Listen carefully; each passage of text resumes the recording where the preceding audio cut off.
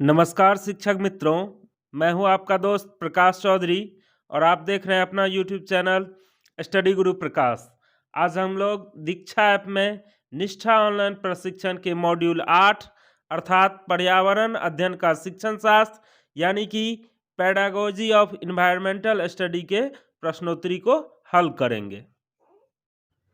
तो आइए दोस्तों वीडियो को स्टार्ट करते हैं।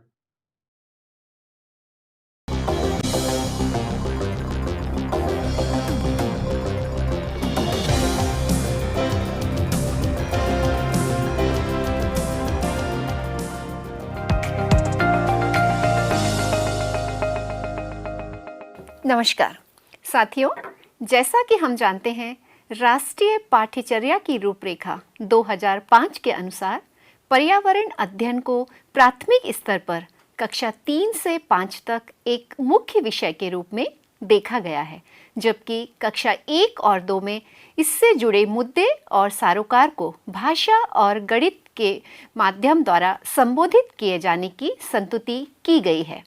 इसका एकीकृत रूप न केवल छोटे बच्चों पर पाठ्यक्रम के बोझ को कम करता है, बल्कि उन्हें अपने परिवेश को समग्र रूप से समझने में भी सहायता करता है। साथियों, आप यह भी जानते होंगे कि सतत पर्यावरण संबंधी मुद्दे सुलझाने की संभावना अन्य विषयों की तुलना विज्ञान और सामाजिक विज्ञान में अधिक होती है। इसलिए यह जरूरी है कि प्राथमिक स्तर पर पर्यावरण अध्ययन के पाठ्यक्रम को इस तरह बनाया और लागू किया जाए ताकि सततता संबंधी मुद्दे और सारोकार इसमें पूरी तरह से शामिल हों। वर्तमान में सतत विकास को देखते हुए वैश्विक और राष्ट्रीय सारोकारों में आए परिवर्तनों के कारण संपूर्ण पाठ्यक्रम में एक सकारात्मक बदलाव की आवश्यकता है। अतः यह जरूरी है कि पाठ्यक्रम का निर्माण व संप्रेषण इस प्रकार हो जिससे पर्यावरण के बारे में सीखना, पर्यावरण के लिए सीखना तथा पर्यावरण द्वारा सीखना जैसे सिद्धांतों को न केवल बढ़ावा मिले अपितु संपूर्ण पाठ्यक्रम भी पर्यावरण केंद्रित हो सके। इस प्रकार पर्यावरण अध्ययन को केवल एक एकीकृत विषय न मानकर एक पद्धति के रूप में भी देखे जाने की आवश्यकता है। पिछले कुछ दशकों में पर्यावरण अध्ययन एक ऐसे विषय के रूप में उभर कर आया है जो कि पारंपरिक विषयों की सीमाओं में न बंधकर संपूर्ण परिवेश को समग्र रूप से समझने में मदद करता है, जो कि उन सामान्य धारणाओं के विपरीत है जिनके अनुसार एकीकरण प्रक्रिया विषय संबंधी उद्देश्यों की महत्ता को कम कर देती है। ज्ञान को कठोर सीमाओं में बांधकर देखा जाना भी अपने आप में प्रश्न उत्पन्न करता है साथियों, जिसे चुनौती देना भी जरूरी है, क्योंकि हम जानते हैं कि बच्चे अपने पर्यावरण के प्राकृतिक, भौतिक, सामाजिक और सांस्कृतिक पहलुओं को अलग अलग रूप में नहीं देखते हैं।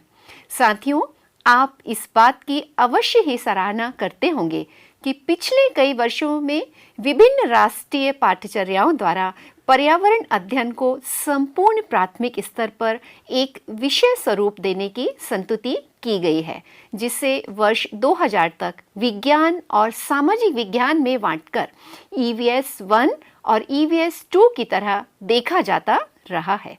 पहली बार NCF 2005 के द्वारा इन दोनों विषय की सीमाओं को धुंधला करते हुए इसे एक एकीकृत विषय का रूप दिया गया, जिससे खंडित रूप में पाठ्यक्रम बनाने की प्रक्रिया से हटकर पर्यावरण अध्ययन पाठ्यक्रम की रचना की गई है।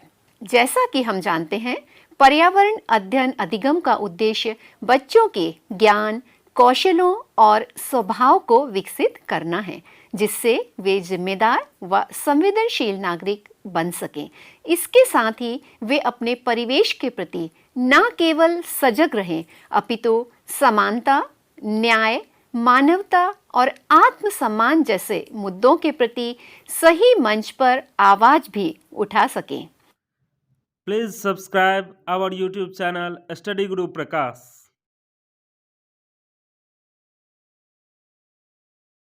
आइए मित्रों, अब मैं यहाँ पे अपने प्रश्नोत्तरी को चलाने जा रहा हूं और मेरे प्रश्नोत्तरी जो हैं वो अब खुलने ही वाले हैं।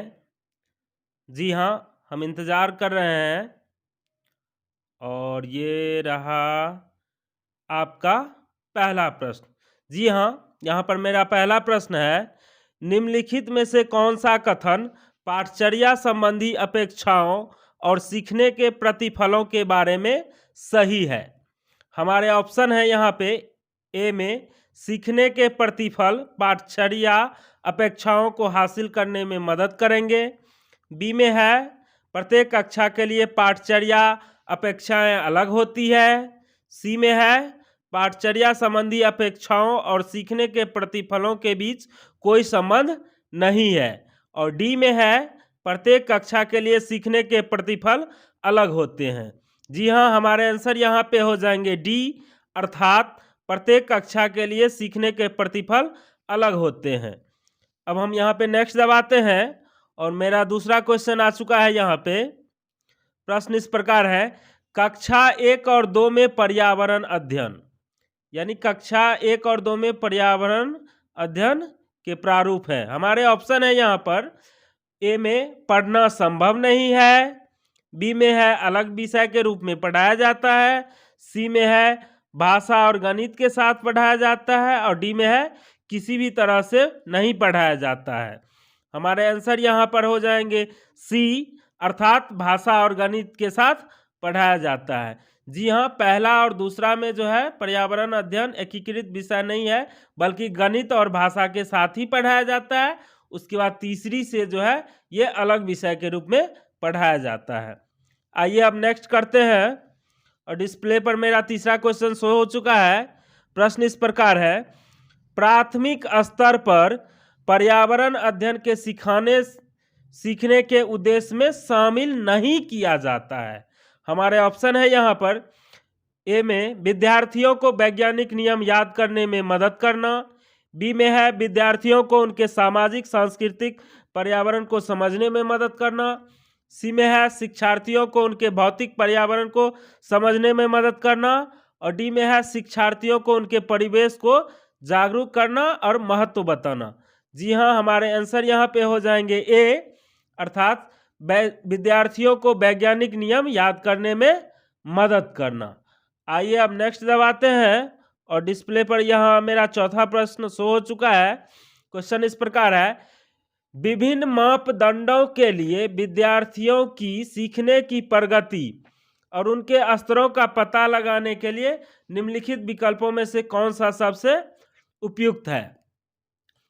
हमारे ऑप्शन है यहाँ पर ए में रूब्रिक्स यानी मापदंडों का सेट, बी में है वर्कशीट, सी में है लिखित परीक्षा और डी में है मौखिक परीक्षा। हमारे आंसर यहाँ पर हो जाएंगे ए, अर्थात रूब्रिक्स यानी मापदंडों का सेट। आइए अब नेक्स्ट दबाते हैं और डिस्प्ले पर यहाँ पर मेरा पांचवा क्वेश्चन शो हो चुका है। प्रश्न इस प्रकार है, पर्यावरण को सुरक्षित रखने वाले 3 रॉ हैं। पर्यावरण को सुरक्षित रखने वाले 3 रॉ हैं। हमारे ऑप्शन है यहाँ पर ए में रिजर्व यानी आरक्षित करना, रिड्यूस यानी कम करना, रिसाइकल यानी पुनः चक्रित करना, बी में है रिकवर यानी पुनः प्राप्त करना, रीयूज यानी पुनः उपयोग करना, रिटेन यानी रोक कर रखना, सी में है रिकॉग्नाइज यानी पहचानना, रिसाइकिल यानी पुनः चक्रित करना, रीयूज यानी पुनः उपयोग करना और डी में है रिड्यूस यानी कम करना, रीयूज यानी पुनः उपयोग करना, रिसाइकल यानी पुनः चक्रित करना। जी हाँ, हमारे आंसर यहाँ पर हो जाएंगे डी, अर्थात रिड्यूस यानी कम करना, रीयूज यानी पुनः उपयोग करना, रिसाइकल यानी पुनः चक्रित करना। आइए अब नेक्स्ट प्रश्न की ओर चलते हैं। जी हाँ, यहाँ पे मेरा छठा क्वेश्चन शो हो चुका है और क्वेश्चन मेरे इस प्रकार है, निम्नलिखित में से कौन सा पर्यावरण अध्ययन शिक्षण अधिगम के अनुरूप नहीं है? हमारे ऑप्शन है यहाँ पर ए में प्रत्येक बच्चा अपनी पाठचर्या का सृजन करता है, बी में है प्रत्येक बच्चे को प्रश्न पूछने का अधिकार है, सी में है प्रत्येक बच्चा अपने तरीके से अद्वितीय है, और डी में है प्रत्येक बच्चा अपने ज्ञान का सर्जन स्वयं करता है।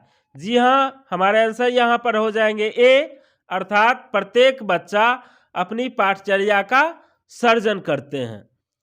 दोस्तों, यहाँ पर एक बात ध्यान देने वाली है कि हो सकता है यहाँ पर मेरे प्रश्नोत्तरी में जो छठा क्वेश्चन शो कर रहा है वो आपका पहला क्वेश्चन हो, या फिर जो मेरा पहला है वो आपका 10वां हो सकता है, यानी अल्टरनेट हो सकते हैं।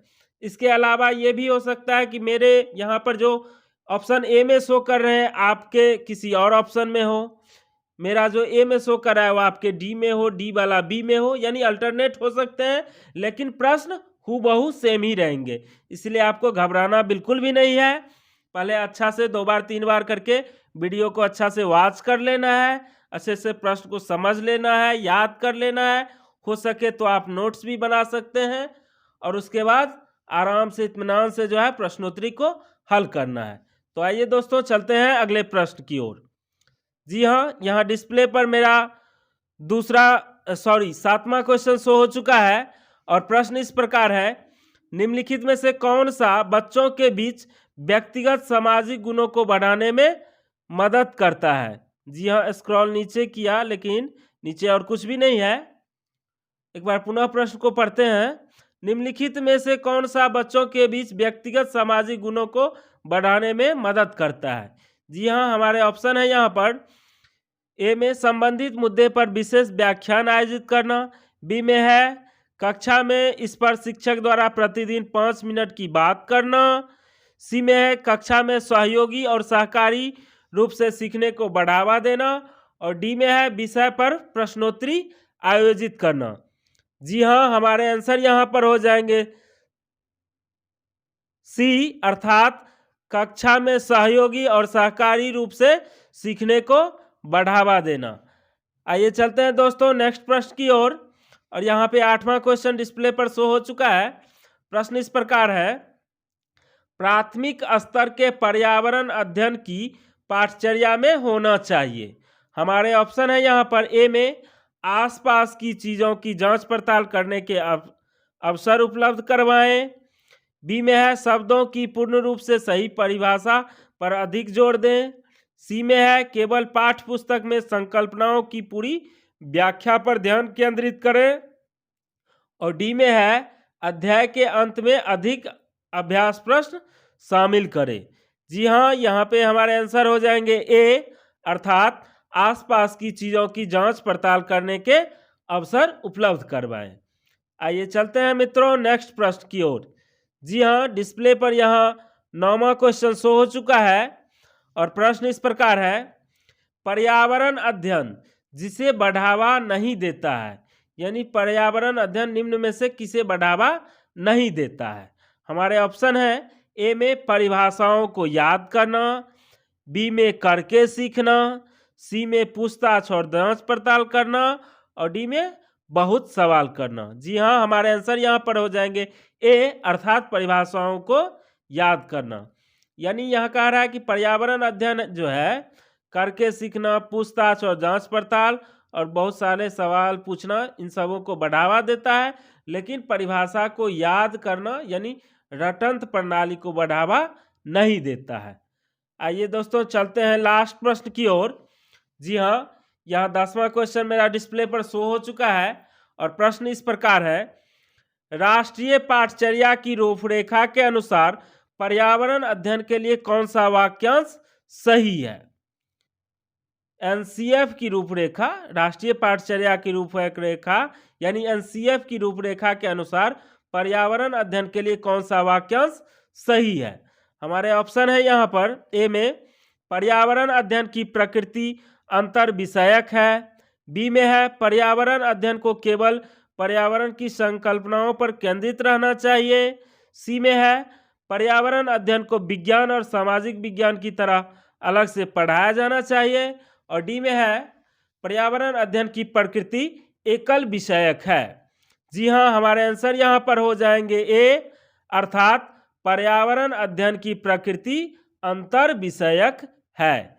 जी हाँ, राष्ट्रीय पाठचर्या की रूपरेखा यानी एनसीएफ क्या कहता है कि पर्यावरण अध्ययन की प्रकृति अंतर विषयक है। जी हाँ दोस्तों, अब मैंने अपने सारे प्रश्नोत्तरी कंप्लीट कर लिए हैं। अब नेक्स्ट दबा के देखते हैं और यहाँ शो कर रहा है आपकी submit to continue. Total question 10, question answer 10, question skip 0। यानी आपने यहाँ पे 10 में 10 जवाब दिए हैं। क्या आप इसे सबमिट करना चाहते हैं या रिव्यू करना चाहते हैं? तो जी हाँ, मैंने 10 के 10 जवाब दे दिए हैं, इसलिए मैं सबमिट करता हूँ। हो सकता है आप लोग से कोई प्रश्न छूट गया हो, तो यहाँ क्वेश्चन आंसर 9 ही शो करे, 8 ही करे, तो कृपया करके आप लोग इसे रिव्यू कर लें और दोबारा से इस एग्जाम को अटेम्प्ट करें। अब मैं यहाँ पे सबमिट करता हूँ और जी हाँ, यहाँ दिखा रहा है कि योर स्कोर इज 10/10, यानी आपने 10 में 10 अंक प्राप्त किए हैं। अब इसे एग्जिस्ट कर देते हैं। बहुत बहुत धन्यवाद शिक्षक मित्रों। अगर आगे भी आप दीक्षा ऐप पर निष्ठा ऑनलाइन प्रशिक्षण से संबंधित सारी समस्याओं का हल चाहते हैं, या फिर आप शिक्षक पात्रता परीक्षा जैसे CTET, UPTET, Bihar TET, STET इत्यादि की तैयारी करने वाले स्टूडेंट हैं, तो इन प्रश्नों का संग्रह आपके लिए सफलता की कुंजी साबित होगी। तो कृपया करके हमारे चैनल को सब्सक्राइब कर लें और अपने दोस्तों को भी इससे लाभ पहुंचाने के लिए इसे शेयर अवश्य कर दें। जय हिंद, जय भारत।